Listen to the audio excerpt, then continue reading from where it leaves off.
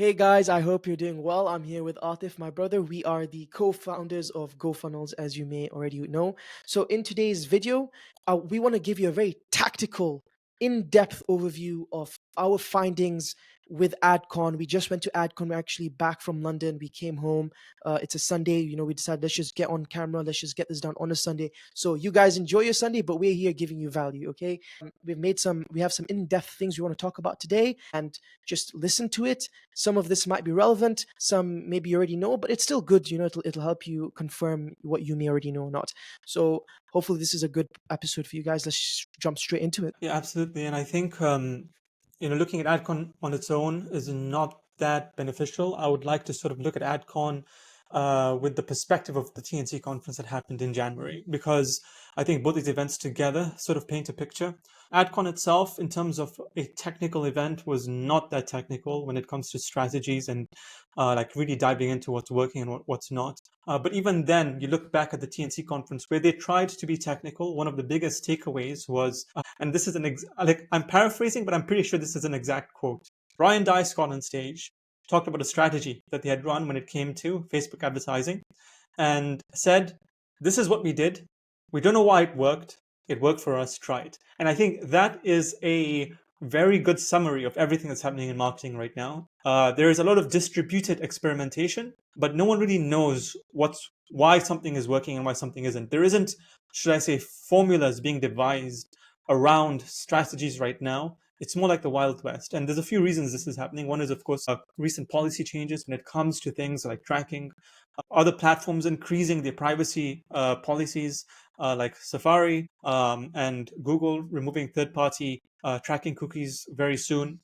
Let's even talk about potentially removing UTM parameters, the algorithms evolving, moving towards a more algorithm-based targeting method versus a detailed targeting method. So we're sort of like in the wild west of advertising, where what works is an experience rather than a formula. And events like these give us an opportunity to share what people are doing that's working and what's maybe not working. And again, I do not think what's working today will be consistent, or what's not working will be consistent. I do feel like it's like going to be an ever evolving dialogue. And that is one of my biggest takeaways. To add to that, Mazen, if you don't mind, I think the number one message that came across from both these events, meaning this was a consistent learning. And I just want to share things that were consistent right now, because again, AdCon itself was not very technical. But one thing that was consistent that did come up in AdCon is we're shifting away from a detailed targeting, custom audience building, lookalike audience building. We're slowly shifting away from that towards allowing the algorithm to find your audience using broad targeting. So you create your campaign, you put in your copy, you create your ads. So your campaign, your ad sets, your ads itself, and you allow the algorithm to run for long enough to find the people engaging with that content. You can put in certain preferences, and that will mean it will show it to those people as part of its hunting process. But it's more about letting the algorithm decide who your audience is and giving it enough time to do so. And I think that's one big shift that everyone has said due to the algorithms changing. There's also a lot of emphasis on AI when it came to TNC for the post lead funnel. So the touch points that happen post lead generation, that wasn't very consistent here in AdCon. It didn't feel like AI was part of the conversation at all. Whereas at TNC, AI was the headline of every keynote. In AdCon, AI did not make itself present at all. Absolutely. And just to also add on to that, because I did speak to someone who has like 300,000 followers on Instagram, and they make courses for Arabic. Basically, they have their course and they get people through Instagram to join their course. And he was also telling me like he knew before every day like what would work, but now they basically on the mercy of the algorithm. So and this is the same thing that was within TNC. What it's looking like is we need to use these like Meta and Instagram and these other tools. We need to rely on their AI to basically get distribution of the content rather than just creating content that you think will work. It's not like that anymore because the AI and the algorithm is always shifting and changing. So what can we say about that?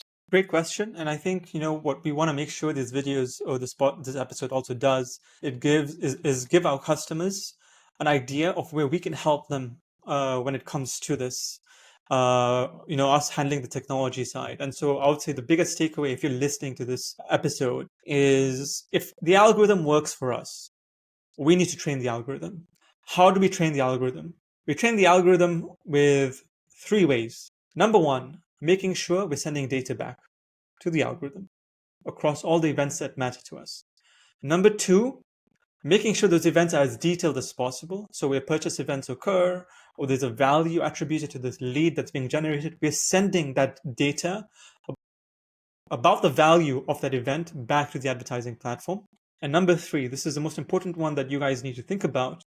We're sending data as far down the funnel as possible. And what that means is if we're running a coaching or consulting business, or we're running ads for a coaching or consulting business, and the uh, the categorization of a lead for a call that's been booked is either show or no show. That's a manual categorization. So if a lead books a call, we can send it automatically back to an advertising platform, right? Called schedule. However, we want the algorithm to optimize even further for people that actually show versus people who don't show, or people that actually express interest on the call or even purchase on the call versus not purchasing. And so even if that was in our CRM system, manually moving them to showed up, we can actually take that manual action that's being done by one of the sales team and send that back to an advertising platform using the conversion API, using Google Analytics 4. And so we can send manual actions, offline conversions back to the CRM platforms, provided they're contained within our CRM. And so you might want to think about, okay, looking at my customers, looking at my current business, here are the manual actions that indicate a much higher intent than just a call being booked. Of course, if you're taking purchases through your CRM system, so if you're using ClickFunnels, high level, if you're taking purchases through the systems, you can send that data back. We can send it back for you. And also, if it's just a manual action, so for example, like a person has been qualified on the call or showed up for the call, we can also send the data back. And what we do is when we create these custom events, we map these custom events to Facebook's or Meta's standard events or Google's standard events. And what that does, it allows the algorithm to look at that custom event and match it to what they call standard events so that it can optimize the algorithm even further. Without getting too technical, what I want you to take away from this is have an evaluation of what manual actions need to be sent back to the advertising platform, and we can then help set up those manual actions as conversion events. This will require organization in the sense we'll need information from you when it comes to the conversion API tokens, the Google Analytics GA4 access, and things like that. But provided there's a combined effort to get this implemented, I think it is very possible. Okay. Okay, so that was good. A bit of a nice little rant there from Atif. So that's now I want to just quickly touch on some of the topics that John, who is the guy, the owner and the man who ran this AdCon event, just I have my phone here with some notes. I want to just talk about some of the things that I wrote down that I thought was interesting, and this could be relevant to some of you guys out there who have asked, because I've definitely had conversations with some of you on these topics on our one-to-one calls. So maybe we can talk about them now and also, kind of go more in depth on them. And one of the things he talked about in the first day was the improving your essentially the sales in terms of the positioning. So he talked about how everyone focuses on delivery and trying to get that right. And delivery is extremely important. And as you guys know, with GoFunnels, we try to ensure you have the best delivery possible. But now, in terms of getting your clients in the door, what your clients, they want to see results, not necessarily the process of what you're going to do for them, but the final outcome. So he talked a lot about the positioning, like the wrapper, right? So what can you talk to us or tell us, Atif, about how important positioning is? In some cases, is it more important than the actual service, especially for the cold lead, when you're trying to get the first few leads in the front door? Yeah, and one thing I'm very conscious about is I know a lot of our customers are marketing agencies, and I do not want to feel like I don't want you guys to feel like I'm saying things you already know. And I'm pretty sure you all know this to a certain extent. And so I'm going to try and keep this extremely short. It's a combination of positioning and story. And the only way to, number one, fix a problem is to really categorize your audience. Categorize your audience in terms of what are the pain points that they feel. Like a lot of companies know about developing an audience persona. I'm going to show you. I know it's something that we all know needs to be done and no one really does because we feel like we know our customers already. But I want to just illustrate one example from personal experience of how important this is. Let's say I am generating leads for a business mergers and acquisitions company, right? So they're looking for businesses to come on and list their company for sale. There are two different types of audiences I can go after. And depending on that audience, will completely shift my messaging. Let me illustrate two different personas that could exist. One persona is of a business that has run successfully for a long time. The founder is thinking about retirement, and that is his motivation. He's looking for retirement. Another persona is of a business that is sort of distressed. The founder is looking for an exit from this business to cut his losses or to pass the company on to a larger company so that it can be saved. Communicating to those two audiences is a completely different messaging. When you're talking to someone who's looking to sell their business because they're looking to retire, you're telling them, I'm going to make you the most amount of money as possible. It doesn't matter how long. You've already been in this business for 50 years or 40 years. Waiting another 3 years to get the biggest amount of money possible is quite minimal. So you're telling them, we focus on finding you acquisitions for the most amount of money possible, and we're also going to pass your business on to someone that's going to take care of it. Right? At the end of the day, they have an emotional attachment for the most part to their businesses, and so that's your messaging. That's your direct response marketing for that particular audience. However, if you focus on people with distressed property, you're not telling them you're going to make them the most amount of money possible because they are looking for a quick option. You tell them we focus on finding you a buyer as quickly as possible, the quickest exit possible. And so the messaging that comes across is very different. On one end, you're talking about we're going to get you the best deal possible. You don't focus too much on time. On the other end, you focus more on time, and we're going to get you the quickest deal possible. So having an audience persona is very important because it allows you to position your messaging and story in the first place. And when it comes to positioning, what we've seen work, which wasn't really, I think, in AdCon, they didn't really do a good job explaining this, but most offers or successful offers are based on an outcome first approach, which is you start with the outcome of what you're going to deliver to the customer. So it's an outcome based approach, focus on outcome or results that they're going to get. The how is not something they care about. So we're going to get your business, we're going to increase your business's revenue 20% by XYZ. And it's an outcome based approach with a result given to them as part of the offer and backed by guarantee. So an outcome-based offer with a guarantee is what is the most like successful kind of offer running right now.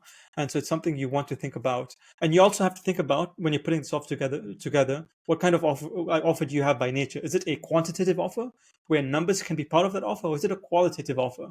So GoFunnels, as an example, is a qualitative offer.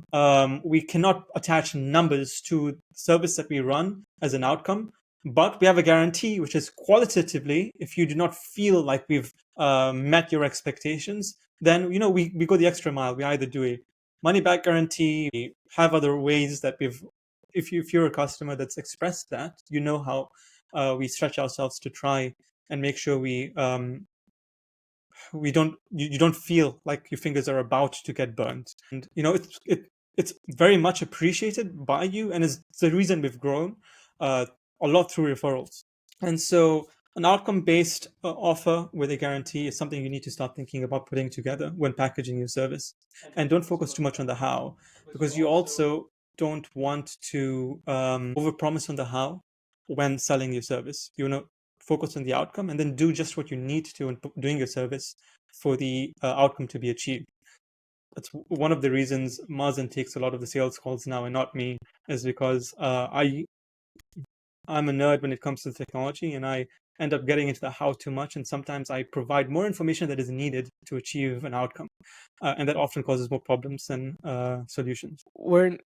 Didn't I ask a question about positioning? How did we get all the way here? Anyway, that's good. Okay, so I want to quickly jump in about. So I want to talk about one of the more tactical talks that came to do the meta ads. With this one, he said something that's quite interesting, and I didn't know about this one before. But previously, a few years ago, and some of you marketers might know this, is the average amount of touch points for your ads before a potential lead would engage with your ad or engage with your offer was about 7. right? So 7 touch points, 7 ads they see, and then they'll say, okay, I've seen this guy enough times, let me click on and see what he has to offer. But now, because of TikTok and this entire attention economy, where people's attention spans are like basically destroyed, it's gone to 15. So now it's 15 touch points before someone decides to interact with your ecosystem and your offer. So he talked about this interesting three-stage approach where now you need to have, 10 identical ads essentially. So you want to start with 10 ads, exactly the same, but the only thing that you're going to change is the hook or the title. And of course, you're going to, again, let the algorithm decide what works best. And also, depending on another factor is the market sophistication. And this is something that we may already be knowing, is obviously the ads you run should be different depending on your market sophistication, of whether they are problem aware, solution aware, and all these other factors. And of course, the last thing was the amount of diversification the content needs to be. So once you figure out from that bucket of 10 what works, like the angle that works, now you need to create like a bucket with multiple different basically topics. You need to have, like, within your ad folder, right, your ad campaign, you need to have multiple buckets, one with like 3 or 4 ads that just handle the credibility factor, right, testimonial ads and all that kind of stuff. You need to have another bucket that just talks about education, basically educating them on your offer or on the industry, things like that. So if it's with funnels, you want to educate them on the idea of funnels and maybe the go high level CRM or these different things.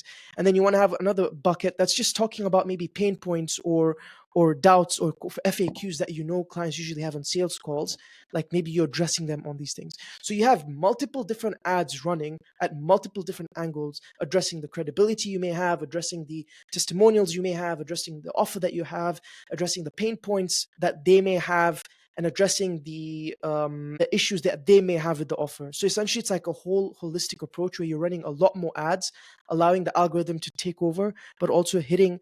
So you can see how basically those 15 touch points is necessary. But by doing these steps, it should at least help reduce that amount from 15 to a bit less. But what can you say about this, and how, especially the touch points, or how much more marketing needs to be done in today's day and age? I'm going to make it very short, which is, and this also comes back to the offer and positioning. You said it yourself, identifying whether your audience across multiple channels are problem aware or solution aware. And what I mean by that is, like, someone asked me, what platform would you run ads on, Meta or Google? And my response was, it really depends on your audience. If your audience is problem aware, but not necessarily solution aware, and they need some level of bridging or education that maps their problem to you, so that first of all builds an understanding that the problem has been identified, empathy has been developed with them, and you want to bridge that problem to a solution that sort of reframes the way they look at that problem, then there's an element of education, and you want to go to them for that. And how do you go to them? You go where they're consuming content, and so you go to platforms like Meta or TikTok. You show up where they're consuming content, and so you want to communicate to them in a way that helps bridge the problem to your solution. Right? You don't want to jump to just explaining what you do. And so you create experiments of different angles that are related to that education, so that you can see which problem, number one, they identify with the strongest, and how do you correlate that problem to your solution the best. So you need to think about how you create those experiments based on the platform and based on where your audience exists within that bubble of problem aware versus solution aware. Whereas if you're running, for example, ads on Google, people are searching, they indicate higher intent, meaning they're probably more solution aware and are looking for options. And so you want to focus on the outcomes that can expect with you and guarantees at that point. And also, outcomes, guarantees, and differentiators, what makes you a little bit different when it comes to content consumed there. I would say that is something to also incorporate into your offer and experiment. Awesome. And then another thing, now jumping on to, now this was I think day 2, and it's just something interesting that I thought about. It's one of the speakers. She talked about, so her entire business model is she goes to stages and speaks. That's it. That's how she gets her clients and all that. So she told us about how she went to a stage and in that day, she paid to go on the stage. And then it just made me think, of course, like, why did I not think about it? If model makes so much sense. We are always looking to get invited onto stages to speak, but why not pay someone to jump onto their stage? So she paid like 15K to jump on that stage, and she made like 100K on the same day because of basically being able to promote her offer. So this is just something that you might want to think about.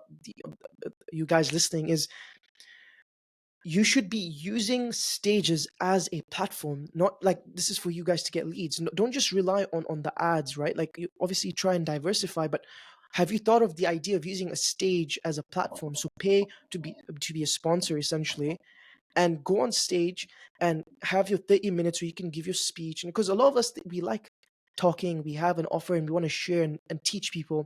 So don't wait to be invited, or wait for someone to invite you to your podcast. Like, either do it yourself, like with a live webinar, or go on a stage and speak, and just close clients on stage. Like, I never thought of it before, but it's definitely something like I'm going to be taking seriously, is trying to see how I can jump on a stage and just sell and teach essentially. And I think it's a great idea. So one thing about also events is a really cool trick that we picked up at the TNC is if you know where your customers are gathering for events, let's say you want to geofence them as an example.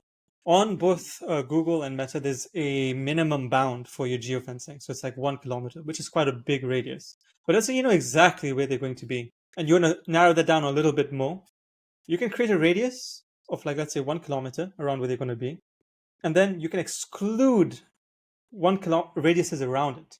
So you can pin that area a bit more narrowly by creating a bubble of where you want to focus and then excluding areas around it. And so that narrows the targeting a bit more. And so if you know where your audience is going to be in terms of they have events happening around the world, create a list of these events and try running ads to where that event is actually being hosted during that time period, and pinning it by putting a bubble where the event is and excluding the areas around it so you can be as zoned in as possible. There's going to be a limit to the amount you can exclude, because I think Meta now has a minimum audience limit for when you can afford the amount of people you can run ads to. I don't think Google has that, but it will help with like just finding customers where you know the amount where they're gathering. Okay, so now I guess that's coming to the end of this session, right? Because we did talk quite a bit and went a bit in depth. But Arthur, does any like final comments or final things you want to quickly talk about before we wrap this up and close it down? There is one more thing, and I think it's really important for us to be on top of, or at least be comfortable with.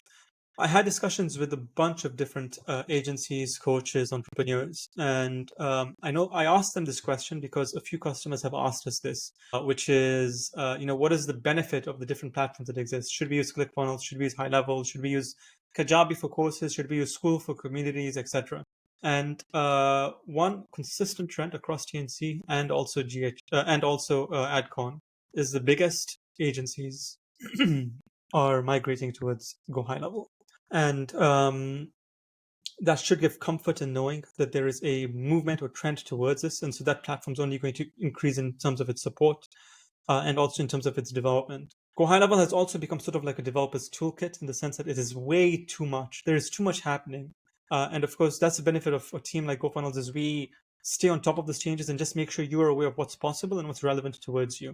Some of the things I want you to know that are coming, which are relevant towards you, is Go High Level has basically ripped off School one-to-one.